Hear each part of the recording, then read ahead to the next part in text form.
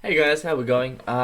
Today we're going to go over the Top Cut breakdown from the TAC regionals that occurred on the 7th of August, which was this past Saturday for me. I have no clue when you're watching this, so let's just get right into it.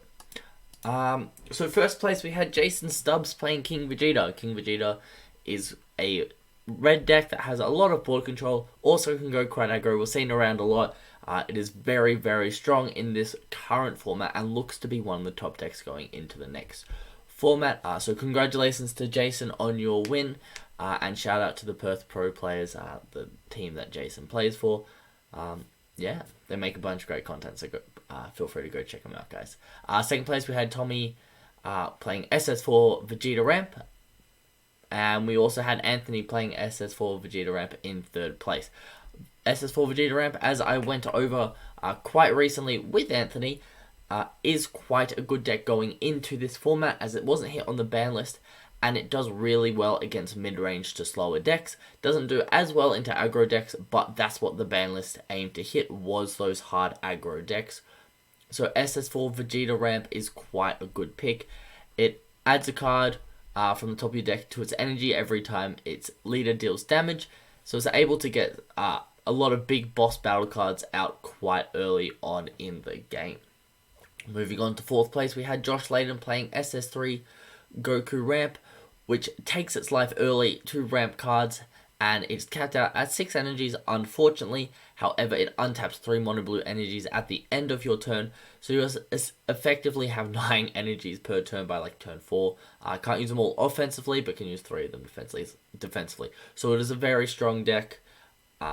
Once again, same thing to SS4, same thing as SS4 Vegeta Ramp. It's able to play a bunch of big boss battle cards very early on in the game, and does very well into mid-range / slower decks.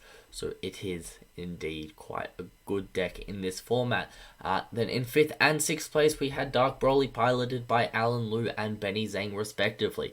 Dark Broly was hit on the ban list, however, it is still an obscenely strong deck, and I recommend anyone who was a bit off Dark Broly because of the ban list, pick it right back up. It is still an insanely strong deck.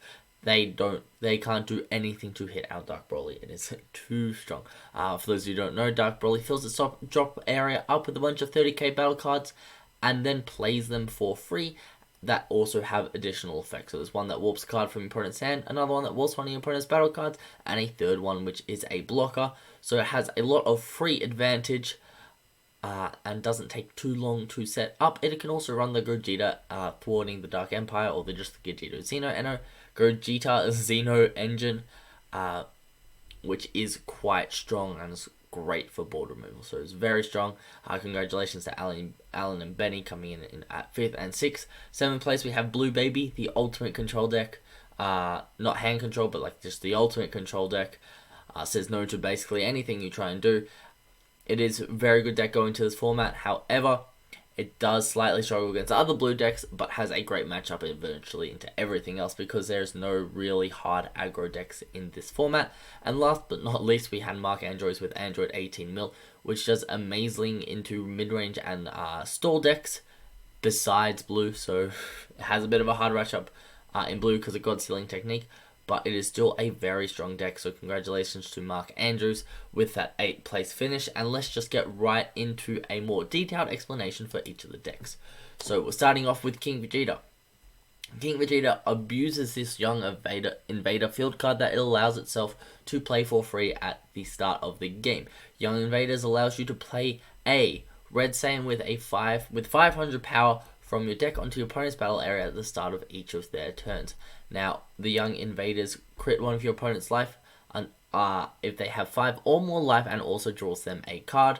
So they take a life and they draw a card. So it's basically just like dealing them a life and milling one. Quite weird the way they've got it, but hey, that's all good. These Young Invaders can then be used with cards like SS Vegeta Switching Gears and SS God Vegeta to play themselves. SS Vegeta Switching Gears allows you to draw 2 and bottom deck 1, as well as being a 10k body on the board, and the other Vegeta, which isn't on the screen, allows you to look at the top 5 cards of the deck and add a red sand card among them to your hand. There's also a 19k crit swing for 1 energy. And then you have Chain Attack Bardock. When this card so it's a Bond 3 card, but they have to be Red Sands or Bardock's crew. This card gets 10k power, 11k power and critical, so it becomes a 15k crit, and when it attacks, you choose one of your opponent's battle cards. It gets neg 4k for each of your Red Sands and or Bardock's crew cards in your battle area. It is quite a strong engine and allows for a lot of pressure to be put on the board.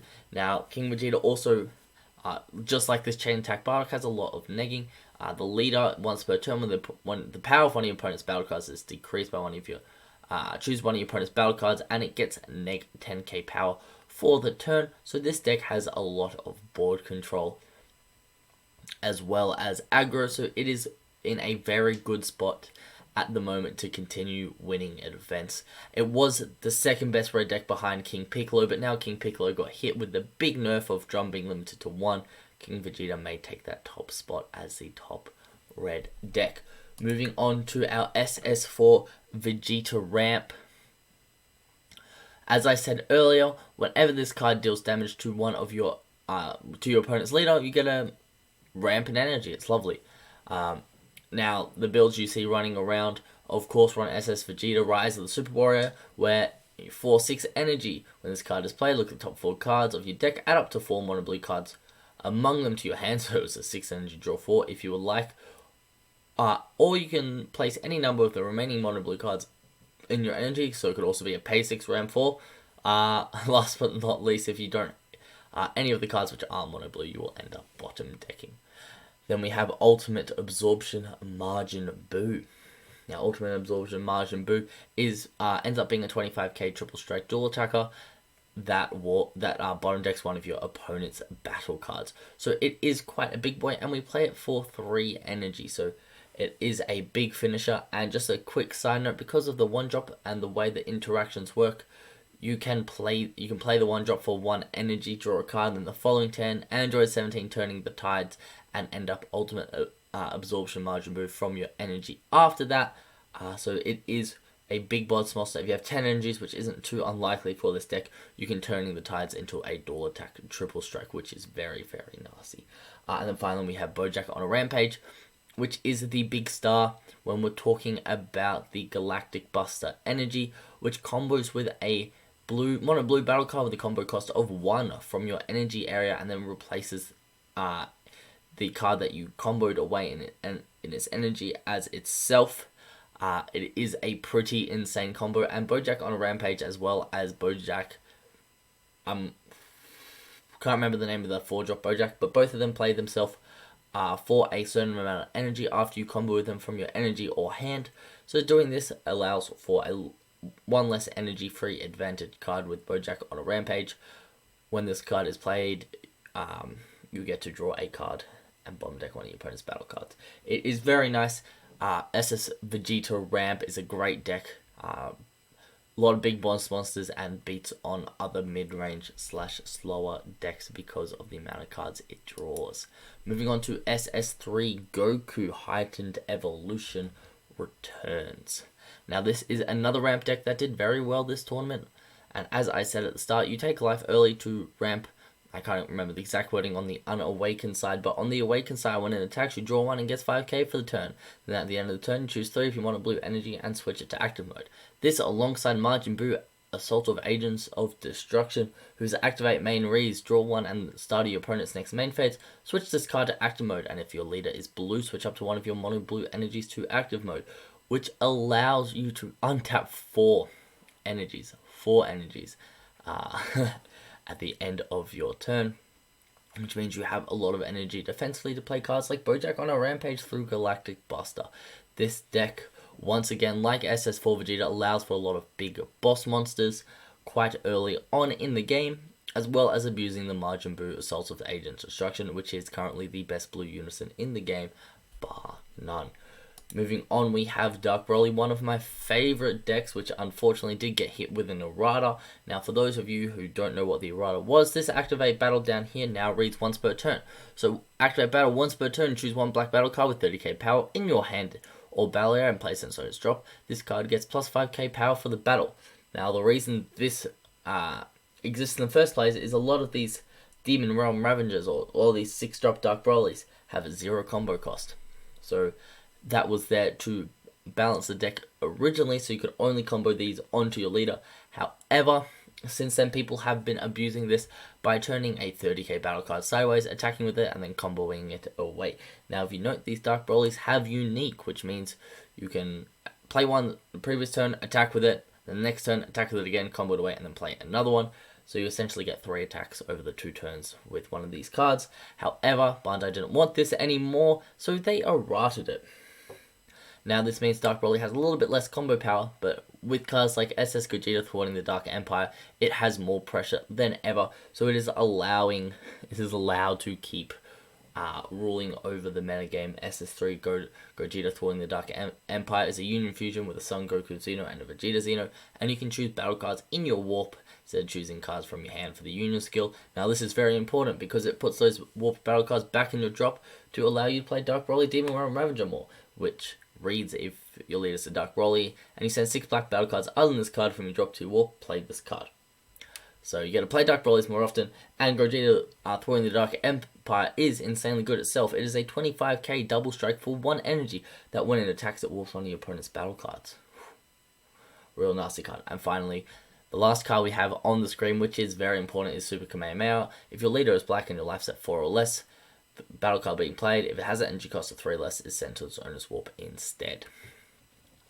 So it is quite strong. It allows you to stop big negates being thrown at your way, which is the main reason it's in this deck.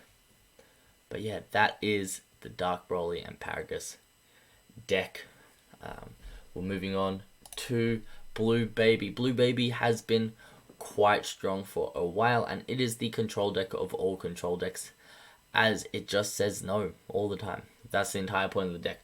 Now, this deck is probably the best blue deck against other decks. However, some of the blue decks can beat Blue Baby. So, when this card attacks, you draw 1. And then it's got to activate main. Look at the top 3 cards of your deck. Add up to 1 more blue card with counter skill among them to your hand. Place the remaining cards upon your deck. In any order, then choose 1 card in your hand and place it at the bottom of the deck. Now, we have this activate main skill. We also have a lot of cards with counter in the deck. So this skill is very good. It's important to note, though, if you don't see a battle card with counter in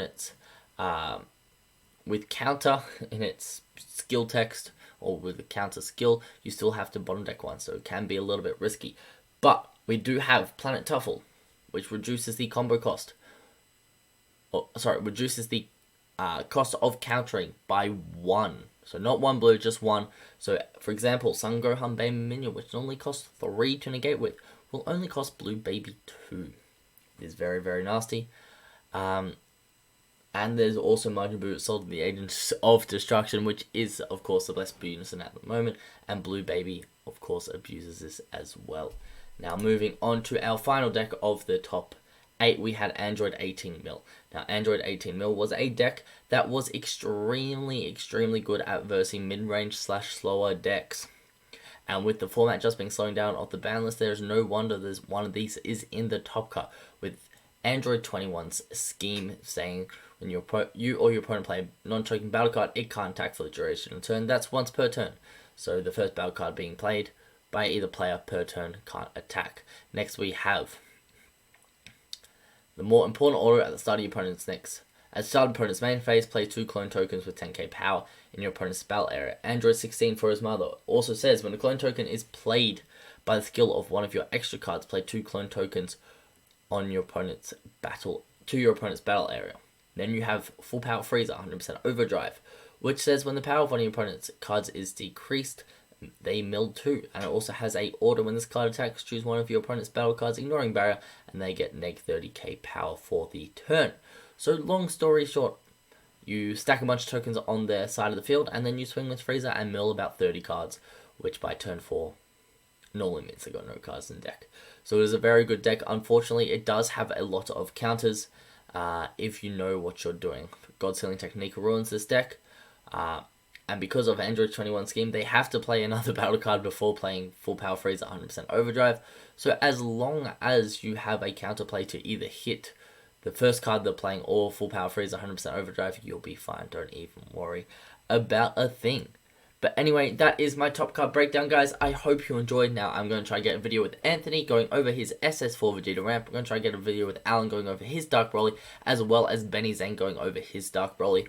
I will add a link in the description to Jason Stubbs from the Perth Pro Players, and I'm going to add a link to their YouTube channel, so when he uploads the video, you'll be able to see. And once I realize he has uploaded the video, I'll update that link to go directly to the video. And I'm going to try to get as many people as I can from this top 8 to record videos with me. Thank you very much for watching, guys. I hope you enjoyed, and I'll see you next time. Have a good one.